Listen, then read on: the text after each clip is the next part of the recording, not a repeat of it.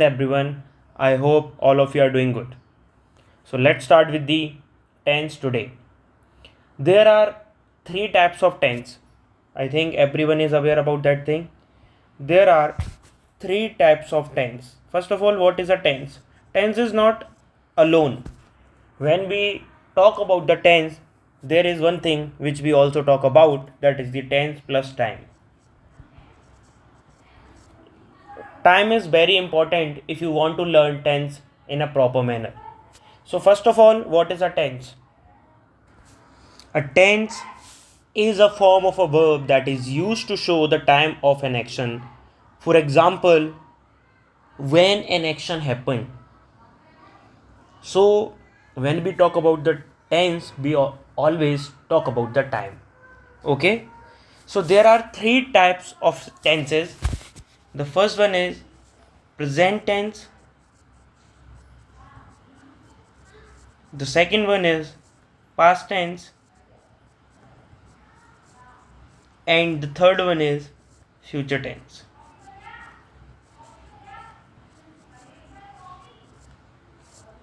Present tense talks about what is happening, what happens, what has happened, and there is an effect in the present, and what has been happening for 2 hours, for 3 hours, since yesterday.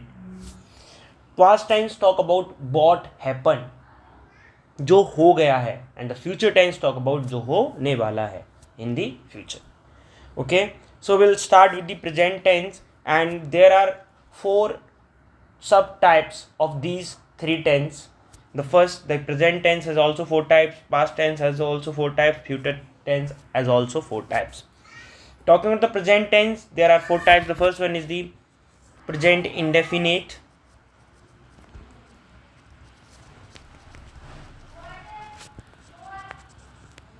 Second one is the present continuous.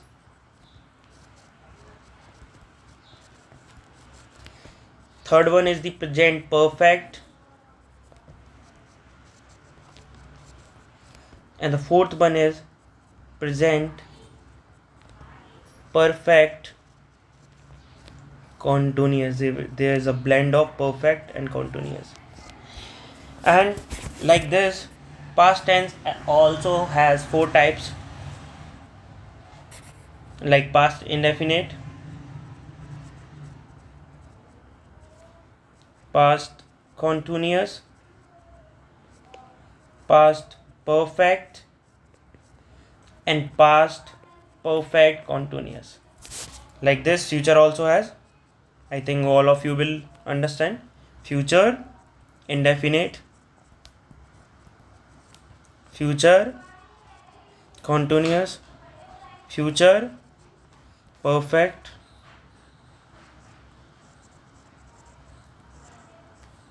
and future perfect continuous tense. Okay, so we will start with the present continuous tense. So present continuous, the first tense we are going to learn, that is the present continuous. तो present continuous में हम क्या पढ़ते हैं और इसके क्या use होते हैं? इसका यूज़ होता है actions continue at the moment. जब एट द मोमेंट, जब हम बात कर रहे हैं उस टाइम पे एक्शंस चल रहा है. जैसे कि मैं आपको क्या कर रहा हूँ, मैं आपको पढ़ा रहा हूँ, तो आई एम टीचिंग यू. और आप क्या कर रहे हो, आप पढ़ रहे हो, तो यू आर स्टडिंग. ठीक है, so I am teaching you and we are studying or you are studying. So at the time of the movement, actions continue at the moment. ठीक है, जब मैं बोल रहा हूं उस टाइम पे आपका एक्शंस कंटिन्यू चल रहा है, एक्शन चल रहा है. Now talk about the study the example situation. Okay, Sara is in her car, she is on her way to work. यानी सारा क्या है, कार के अंदर है और वो कहाँ जा रही है, अपने काम पर जा रही है. It means that she is going to his work. Okay, so what is doing, जब सारा अपने यहाँ पे आपको दिख रहा होगा, ये सारा है और ये अपने काम पे जा रही है. लेकिन ये जब ये जा रही है तो ये क्या कर रही है, she is driving to work. वो कार चला रही है वहाँ जाने के लिए. And what is she doing, she is driving. तो at the time of actions continue at the moment, actions continue at the moment, at the time of speaking.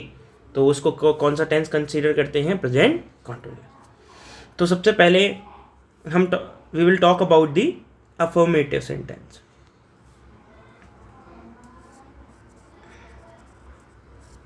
तो अफर्मेटिव सेंटेंस को हम किस तरीके से बनाते हैं?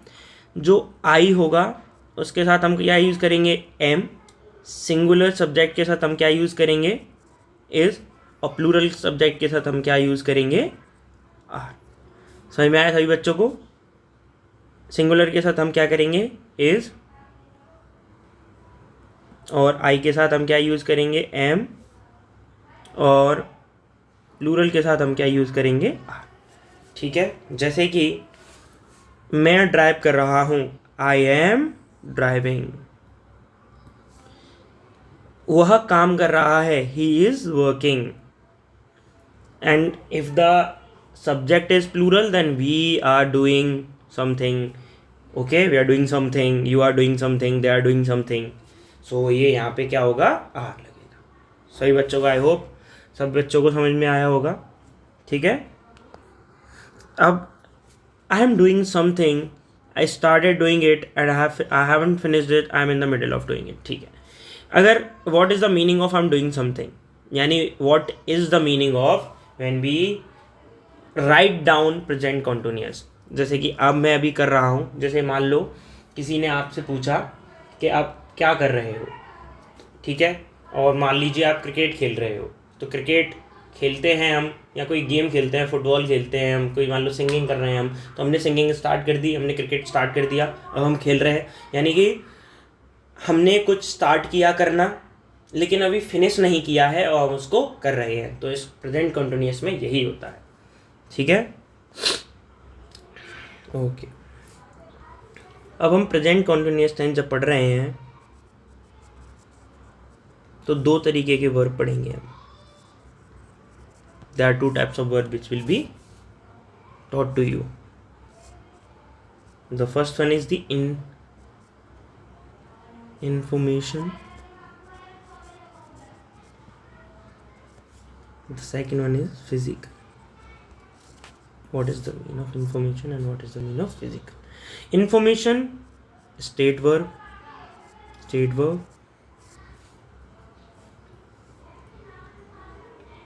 And physical means action verb. Like what the state verbs? State verb which shows the state, which gives you information.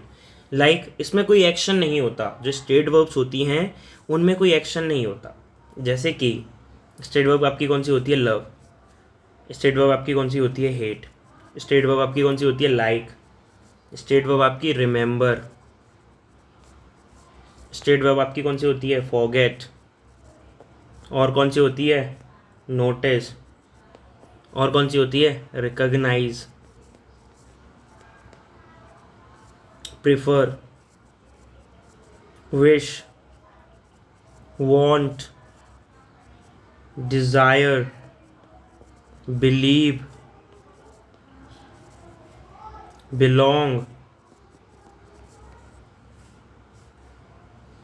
know, etc. So these are the state verbs and these verbs cannot be used in present continuous tense। यानी कि जब हम किसी चीज़ को information देते हैं तो उसको हम कभी भी present continuous tense में, जो मैंने ये verbs लिखी हैं इनको हम कभी भी present continuous tense में use नहीं कर सकते। कभी भी नहीं होगा। I am loving you, अगर कहीं पे लिख रहा है I am loving you, मैं तुमसे प्यार कर रहा हूँ, it is a wrong sentence। and what will be the right sentence? I love you, I hate you, I like you, I forget you, I notice you, I noticed you yesterday, do you recognize me, I love you।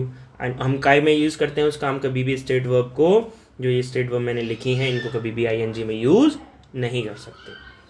तो हम ing में कौन सी use करते हैं? जैसे कि actions verb. Actions verb आपकी कौन सी होती हैं? आपकी एक्शंस वर्ब आपकी होंगी लाइक जिसमें कुछ एक्शन हो रहा है। जैसे कि he is writing a letter, he is writing a letter, और वो हॉकी खेल रहे हैं, they are playing hockey. So these are the verbs which can not be. I hope सब बच्चों को समझ में आ गया होगा.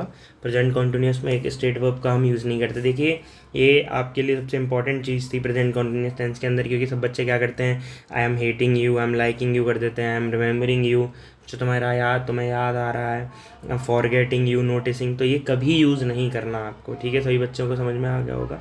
अब हम बात करते हैं सबसे पहले, एफर्मेटिव मैंने आपको पढ़ा दिया, नेगेटिव सेंटेंस.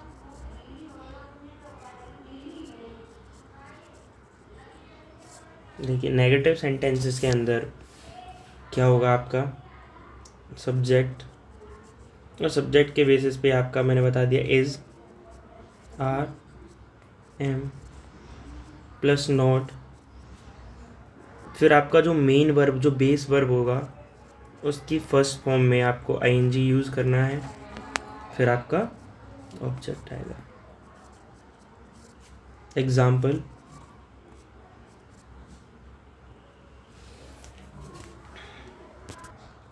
जैसे कि मैं बोलूँ आजकल के बच्चे, ठीक है, टुडेज जनरेशन इज़ नॉट, या फिर मैं आप ऐसे बोलूँगा आजकल के बच्चे ना, मैं तुमसे नॉर्मल सा एग्जांपल, पहले नॉर्मल से स्टार्ट करते हैं कि कोई लड़की है और वो उस लड़के से बात नहीं कर रही है. ठीक है, इस टाइम पे प्रेजेंट में.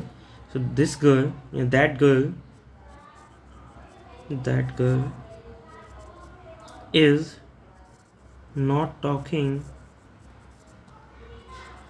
to that boy. I hope all of you have understood. सबसे पहले जब हम स्टार्ट करते हैं किसी सेंटेंस को लिखना, रिमेंबर वन थिंग कि सबसे पहले कैपिटल लेटर से लिखा जाता है. अगर कोई प्रॉपर नाउन आती है तभी हम पहला उसका लेटर होता है बर्ड का, वो कैपिटल लिखते हैं. अदरवाइज जैसे कि गर्ल की जगह कोई नाम होता सरिता, और सरिता अमन से बात नहीं कर रही है, तो सरिता एज कैपिटल, तो पहला तो हमेशा कैपिटल ही आएगा. Is not talking to Aman. ए, अमन क्या है, एक प्रॉपर नाउन है. नेम एक कॉमन नाउन है, अमन एक प्रॉपर नाउन है. Sarita is not talking to Aman. I hope सब बच्चों को समझ में आ गया. तो इसमें कुछ नहीं है. आई के साथ आप क्या लगा दोगे, एम नॉट लगा दोगे अगर आई आ जाए तो, और अगर प्लूरल अगर आपका सब्जेक्ट आ जाए तो आप क्या लगा दोगे, आर नॉट. ठीक है, सही बच्चों को क्लियर हो गया नेगेटिव सेंटेंस. अब हम बात करते हैं आपके, टेंशन मत लीजिए, मैं आपको एक्सरसाइज भी कराऊंगा. अब नेगेटिव सेंटेंस के बाद हम बात करते हैं इंटेरोगेटिव.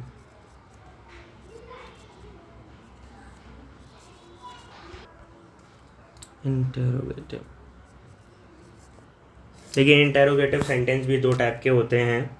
एक होता है आपका डायरेक्ट इंटेरोगेटिव,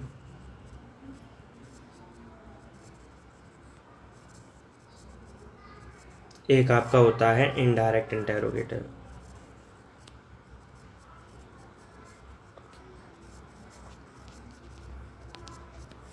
ठीक है सभी बच्चे, डायरेक्ट इंटेरोगेटिव के अंदर आपका क्या होता है, डायरेक्ट क्वेश्चन पूछा जाता है, और ये भी आपके दो टाइप के होते हैं. डायरेक्ट क्वेश्चन आपके दो टाइप के होते हैं, एक होता है येस नो टाइप, और दूसरा आपका होता है WH टाइप. देखिए येस नो टाइप में आपको जिसका आंसर येस या नो में दिया जा तो देना होता है, और WH टाइप में आपको एक प्रॉपर आंसर देना होता है. जैसे कि मैंने आपसे पूछा आर यू प्लेइंग हॉकी, तो आप इसका आंसर येस या नो में दे सकते हो, no I am not playing hockey, yes I am playing hockey. तो और एक कैसा है कि आपको WH यानी कि उसको आपको प्रॉपर आंसर देना पड़ेगा. जैसे मैंने पूछा वॉट आर यू डूइंग, तो आप ऐसे कभी नहीं बोल सकते येस आई एम डूइंग. तो वॉट आर यू डूइंग का मतलब आप क्या कर रहे हो, तो इसका आंसर आपको WH टाइप में देना पड़ेगा. बच्चों के समझ में आ गया. इंटेरोगेटिव दो टाइप के होते हैं, एक डायरेक्ट इंटेरोगेटिव, एक इनडायरेक्ट इंटेरोगेटिव. और डायरेक्ट इंटेरोगेटिव को भी हम फर्दर डायरेक्ट क्वेश्चन जो दो टाइप में बांट देते हैं, एक येस नो टाइप, एक WH type. Yes no type इसका हम आंसर येस नो में दे सकते हैं. एग्जाम्पल के साथ आपको मैं बता देता हूँ. जैसे example, are you studying now, are you studying now, तो आप इसका आंसर येस या नो में दे सकते हैं आराम से. और WH टाइप का वॉट आर यू स्टडिंग, यानी अब आप क्या पढ़ रहे हो। तो आप इसका आंसर आप यस या नो में नहीं दे सकते। तो सही बच्चों को समझ में आ गया। तो सबसे पहले स्टार्ट करते हैं कि इसको हम अगर सेंटेंसेस को हिंदी से इंग्लिश में कन्वर्ट करेंगे तो किस तरीके से करेंगे। सबसे पहले अगर हम यस नो टाइप वाले का समझते हैं, यस नो टाइप वालों को, तो सबसे पहले यस नो टाइप वाले कैसे होते हैं कि तुम क्या कर रहे हो, नहीं होगा क्या तुम खाना खा रहे हो, जो ज़्यादातर क्या से स्टार्ट होते हैं। स्टार्टिंग में उनके क्या आएगा, क्या तुम गाना गा रहे हो, क्या तुम खाना खा रहे हो, क्या ये लोग प्रोटेस्ट कर रहे हैं, क्या ये लोग उन्हें मार रहे हैं, क्या ये लोग उन्हें धमका रहे हैं, क्या, ठीक है, क्या तुम गाना गा रहे हो। तो ज़्यादातर क्या होगा, ये जो यस नो टाइप हमेशा ही क्या से स्टार्ट होता है। अगर वो क्या से स्टार्ट हो रहा है, यानी कि आप बोलोगे सर हम तो इंग्लिश में पढ़ते हैं चीज़ों को, लेकिन जब आप चीज़ों को समझते हो तो वो पहले अगर क्या आ रहा है तो याद रखना वो यस नो टाइप है, उसका हम आंसर यस या नो में दे सकते हैं। और जब हम उसका आंसर यस या नो में दे सकते हैं तो उसके लिए क्या होता है, सबसे पहले is oblique are oblique am, ये आपकी क्या है, helping verb plus subject plus verb की फर्स्ट फॉर्म यानी कि वर्ब की बेस फॉर्म में आईएनजी, और प्लस अगर उसमें सेंटेंस के अंदर अगर ऑब्जेक्ट है तो object at last question mark. अब बच्चों के समझ में आ गया क्या तुम गाना गा रहे हो। तो हम इसको कैसे बनाएंगे, यहाँ पे स्टेप बाय स्टेप देखेंगे इसके हिसाब से। तो क्या तुम क्या है हमारा, तुम हमारा एक प्लूरल, क्या है हमारा तुमको हम क्या कंसिडर करते हैं, एक प्लूरल सब्जेक्ट कंसिडर करते हैं। तो इस आर में क्या आएगा, यहाँ पे आर, तो हम कैपिटल लिखेंगे। आर के बाद सब्जेक्ट हमारा तुम है तो यू। अब देखिए गाना, ठीक है, तो सिंग और आईएनजी लग जाएगी, सिंगिंग आ सॉन्ग, ठीक है, are you singing a song. तो आई होप सभी बच्चों के समझ में आ गया होगा, यस नो वाला सभी बच्चों को क्लियर हो गया होगा। तो अगर आपको अब कोई भी दिक्कत नहीं आएगी, अभी मैं आपको एक्सरसाइज भी दूंगा, ठीक है, तो कोई डोंट वरी कि आपको ये लगे, कोई भी दिक्कत नहीं आएगी। मैं देखिए बेसिक से करा रहा हूँ, थोड़ा स्लो लग सकता है आपको, लेकिन अगर आप यहाँ से कर लोगे तो आपको लिटरली कभी भी किसी भी टाइम, किसी भी एग्ज़ाम की अगर आप प्रिपरेशन करेंगे तो आपको 10th में दिक्कत नहीं आएगी, 9, 10, 11, 12, ठीक है, कभी भी आपको 10th के अंदर दिक्कत नहीं आएगी। इवन जो फर्दर कॉम्पिटिटिव एग्जामिनेशन की प्रिपरेशन करेंगे उनको भी टेंसेस में दिक्कत नहीं आएगी, क्योंकि मैं टेंसेस बिल्कुल बेसिक से और आराम से आपको पढ़ाऊँगा, ठीक है। तो अब दूसरा है आपका WH टाइप। देखिए WH टाइप में भी बहुत तरीके के क्वेश्चंस बन जाते हैं। जो WH आपका जो टाइप होता है उसमें भी आपके बहुत तरीके के क्वेश्चंस होते हैं। जैसे कुछ में आपका बीच में आपके क्वेश्चन WH टाइप आ जाएं, जैसे कि विच, हाउ, ठीक है, वेयर, वॉट, हुम, ठीक है। सबसे पहले तो उसको हम कैसे करते हैं, उसको हम कैसे किस तरीके से उसकी हिंदी से इंग्लिश में कन्वर्ट करते हैं, ठीक है। तो जब हम हिंदी से इंग्लिश में कन्वर्ट करते हैं WH टाइप वाले को, तो सबसे पहले WH टाइप वाले की हिंदी बनाते हैं। एग्जाम्पल, तुम कहाँ जा रहे हो। देखिए सबसे पहले अगर आप इसकी हिंदी देखोगे तो जब आप इसकी इंग्लिश में कन्वर्ट करोगे तो आप ये देखोगे कि सर जब हम इसको येस या नो में नहीं दे सकते तो इसको हम क्या है, WH टाइप वाला हो गया। तो सबसे पहले जो एक ऐसा इसमें एक वर्ड होता है, WH टाइप वाला वर्ड होता है, उसको ही हम सबसे पहले इंग्लिश बनाते हैं। तो उसमें सबसे पहले WH वाला कौन सा है, कहाँ। तो कहाँ की इंग्लिश हम सबसे पहले बनाएंगे। तो कहाँ को हम क्या लिखेंगे, वेयर। सब बच्चों के सामने आ गया, वेयर। उसके बाद तुम कहाँ जा रहे हो, तुम कहाँ जा रहे हो, वेयर के बाद हम आर यू गोइंग, ठीक है। अब मैं इसका आपको रूल बता देता हूँ। सबसे पहले WH वर्ड, सबसे पहले क्या आएगा, WH वर्ड। उसके बाद helping verb is are am, इसमें से एक हेल्पिंग वर्ब आएगी। उसके बाद आपका सब्जेक्ट, उसके बाद वर्ब की फर्स्ट फॉर्म में ING का यूज़, उसके बाद ऑब्जेक्ट अगर ऑब्जेक्ट हुआ तो, एंड एट द लास्ट आपका क्या आएगा, question mark. Question mark is very important. अगर आपका क्वेश्चन मार्क नहीं लगाओगे तो उसको गलत कंसिडर कर लिया जाएगा, क्योंकि वो डायरेक्ट इंटेरोगेटिव ना रह के इनडायरेक्ट इंटेरोगेटिव में चला जाएगा, ठीक है। ठीक है। तो वेयर आर यू गोइंग मैं आपको बताऊंगा इनडायरेक्ट इंटेरोगेटिव क्या होती है, एक वीडियो बनाऊंगा बेसिक पे। तो बेसिक में आपको मैं सेंटेंस ईडियम वो सॉरी फ्रेज क्लॉज सेंटेंस में क्या डिफरेंस होता है, वर्ब के टाइप्स वगैरह, तो ये सभी चीज़ें मैं एक बेसिक वीडियो में क्लियर कर। सभी बच्चों को आई होप सब बच्चों को समझ में आ गया होगा कि इसको मैंने किस तरीके से बनाया। अब मैं आपको एक एग्जांपल के साथ समझाऊंगा।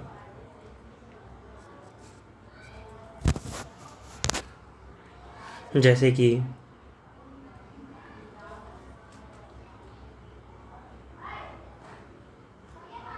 अमेरिका स्ट्रेट ऑफ हॉर्मुज को क्यों ब्लॉक या क्यों बंद, ब्लॉक का मतलब है बंद कर रहा है। ठीक है, अमेरिका स्ट्रेट ऑफ हॉर्मुज को क्यों ब्लॉक या बंद कर रहा है। तो देखिए सबसे पहले इसमें जो क्यों ये जो वर्ड है वो डब्ल्यू एस टाइप है, तो सबसे पहले डब्ल्यू एस वर्ड टाइप की क्या आएगी, वाई। उसके बाद हेल्पिंग वर्ब अमेरिका, देखिए अमेरिका क्या है, एक कंट्री है तो क्या आएगा, वाई इज़। उसके बाद अमेरिका को क्या लिखते हैं, the USA, the United States of America. क्या करना है, ब्लॉक करना, तो ब्लॉक की BLOCK ब्लॉकिंग क्या, the strait of Hormuz. Why is the USA blocking the strait of Hormuz. देखिए स्ट्रेट एक कॉमन नाउन है इसीलिए इसका एस कैपिटल बना, लेकिन जो हॉर्मुज एक जगह का नाम है, तो हॉर्मुज का स्ट्रेट तो हॉर्मुज का एक प्रॉपर नाउन है इसीलिए इसका एच हमने कैपिटल बनाया और दा लगा दिया यूएसए के अंदर, और ये यूएसए कंट्री का नाम है इसीलिए यू को भी हमने बढ़ा। सभी बच्चों के समझ में आ गया होगा, आई होप सभी बच्चों को क्लियर होगा। देखिए अब इसमें एक टाइप और आता है, 3 वर्ब्स होती हैं आपकी, एक होती है विच, ठीक है, एक होता है हाउ मैनी, और एक आपका होता है how much. How many, which, how much. देखिए हम इसको किस तरीके से यूज़ करते हैं। देखिए विच का मतलब क्या होता है, सबसे पहले हम विच का मतलब जानेंगे। विच का मतलब होता है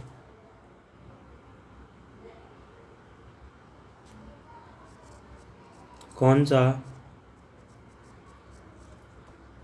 कौन सी, कौन से।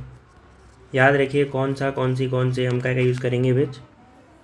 वो हाउ मैनी का हम यूज़ करते हैं कितना, कितनी, कितने। और हाउ मच का भी कितना, कितनी, कितने। देखिए हाउ मैनी और हाउ मच में डिफरेंस क्या होता है। जो हाउ मैनी होता है वो हमारा क्या के लिए होता है, हाउ मैनी हमारा होता है काउंटेबल्स के लिए, और जो हाउ मच होता है वो होता है अनकाउंटेबल के लिए। देखिए जिन अनकाउंटेबल और काउंटेबल का मतलब क्या है, काउंटेबल जिनको गिना जा सकता है उसके लिए हम हाउ मैनी का यूज़ करेंगे, जिनको नहीं गिना जा सकता उसके लिए हम हाउ मच का यूज़ करेंगे। ठीक है, विच माने कौन सा, कौन सी, कौन से, किसको।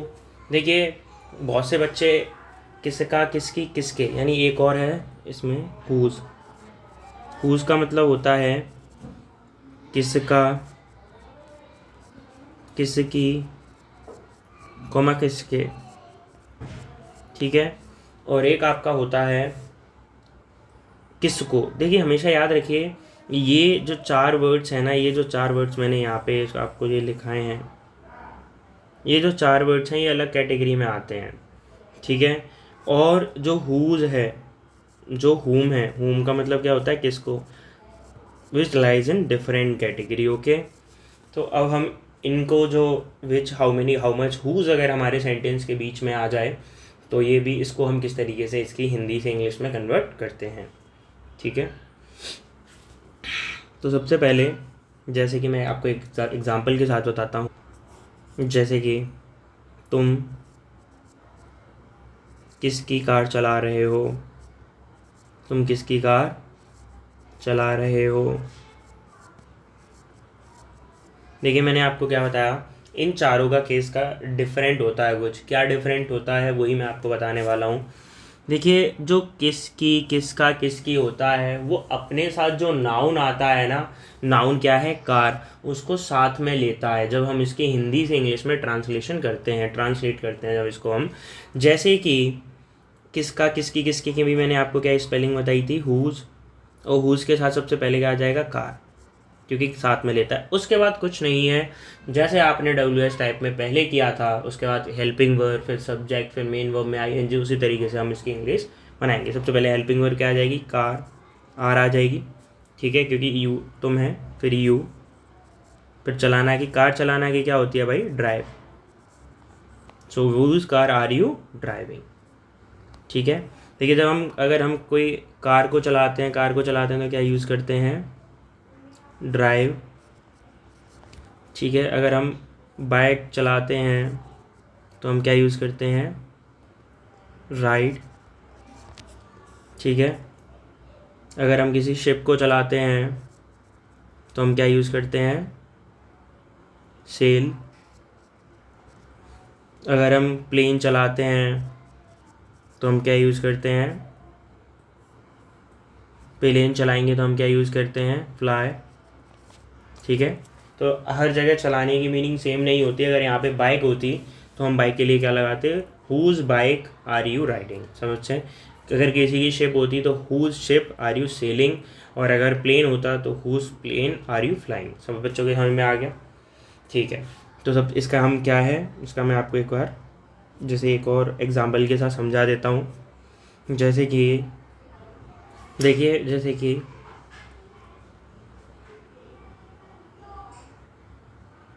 तुम कितने नोवेल पढ़ रहे हो,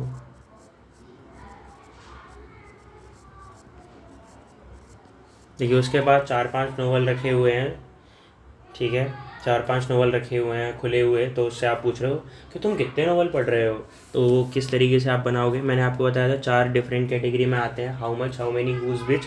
इनके साथ जो इनका नाउन होता है, कितने के साथ आपका नोवेल आ रहा है, तो सबसे पहले कितने नोवेल्स को हम गिन सकते हैं, तो हाउ मैनी वाली कैटेगरी में लेंगे, हाउ मैनी नोवेल को नोवेल्स।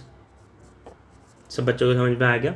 उसके बाद हेल्पिंग वर्ब, हेल्पिंग वर्ब तुम है तो आर यू, पढ़ना की बेटा क्या होती है, रीड, रीडिंग। देखिए, अगर आप कोई न्यूज़पेपर पढ़ते हैं, कोई बुक पढ़ते हैं, कोई नोवेल पढ़ते हैं तो रीड इस्तेमाल करते हैं।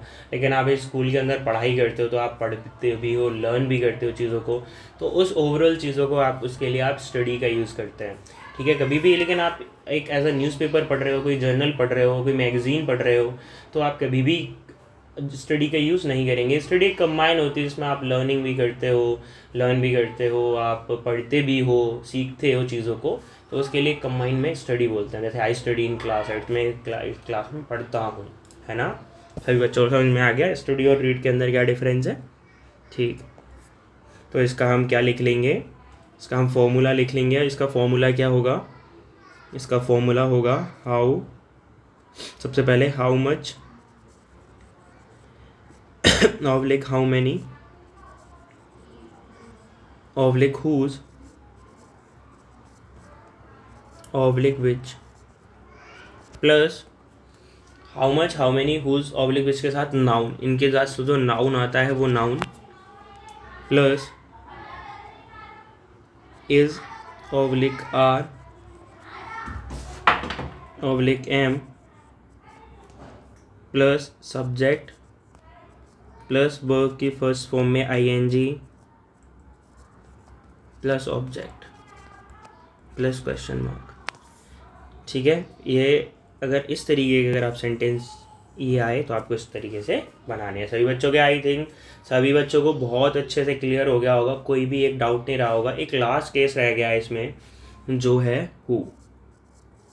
देखिए, हु को हम एक सब्जेक्ट कंसिडर करते हैं, तो जब हम एक सेंटेंस के अंदर हु आता है तो उसको हु को हम क्या कंसिडर करते हैं, एक सब्जेक्ट कंसिडर करते हैं, और जब हम उसको सब्जेक्ट कंसिडर करते हैं तो उसमें और अदर सब्जेक्ट नहीं होता। जैसे कि एग्जांपल मैं देता हूँ, गाना कौन गा रहा है। देखिए, क्वेश्चन तो पूछेंगे हु है, तो देखिए गाना कौन गा रहा है, जो गाना गा रहा है ना, गाना कौन कौन की जगह पे मैंने बोला राम गाना गा रहा है, तो अगर राम गाना गा रहा है, सीता गाना गा रही है, और जैसे कि मुकेश गाना गा रहा है, सुरेश गाना गा रहा है, जो गाना गा रहा है ना वही सब्जेक्ट हो गया। देखिए सब्जेक्ट कौन होता है, डूअर होता है, जो कर रहा होता है काम को। तो गाना कौन गा रहा है, राम गा रहा है, ठीक है। गाना कौन गा रहा है, मिथिलेश गा रही है। गाना कौन गा रही है, अंबिका गा रही है। तो जो भी गाना गा रहा है ना वो खुद अपने आप में सब्जेक्ट हो गया। तो इसमें जो कौन हु होता है उसको हम क्या कंसिडर कर देते हैं, सब्जेक्ट कंसिडर कर देते हैं। तो जब सब्जेक्ट कंसिडर करेंगे तो सबसे पहले कौन, हु इज, उसके साथ इज सिंगिंग अ सॉन्ग, वो इज सिंगिंग अ सॉन्ग। सभी बच्चों को बिल्कुल क्लियर होगा, एक भी परसेंट की इसमें कोई प्रॉब्लम नहीं होगी, ठीक है। अब लास्ट में देखिए फोर्थ टाइप में आपका जैसे इंटेरोगेटिव नेगेटिव और होता है। इंटेरोगेटिव नेगेटिव, देखिए कुछ नहीं है, मैं केवल आपको यहाँ पे उसके रूल्स लिख देता हूँ, ठीक है, या फिर आप खुद यहाँ पे बना सकते हैं। कुछ नहीं है, इस की जगह जैसे कि इसका जो मैं यहाँ पे पहले फॉर्मूला लिख देता हूँ, सॉरी मैंने इसका फॉर्मूला नहीं लिखा, हु प्लस एज, हु के साथ डायरेक्ट एज ही आती है, एम तो आएगा ही नहीं। इज कभी कभी आर भी आ जाती है कुछ केसेस में। Who plus is oblique are plus verb की फर्स्ट फॉर्म में I N G plus object.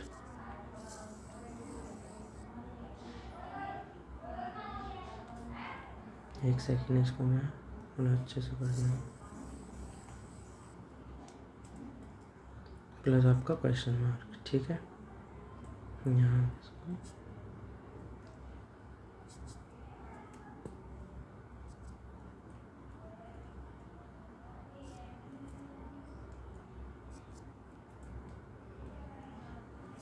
ठीक है भाई, सभी बच्चों को समझ में आ गया होगा।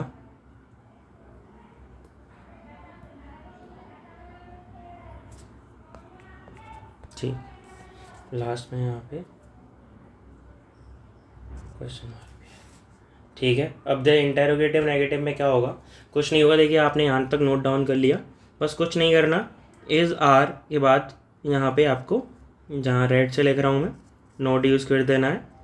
यहाँ पे आपको सब्जेक्ट के बाद नॉट यूज़ कर देना है। सब में सब्जेक्ट के बाद आपको बस नॉट यूज़ कर देना है, कुछ नहीं है, नॉर्मल। यहाँ पे आपको सब्जेक्ट के बाद नॉट यूज़ कर देना है, ठीक है।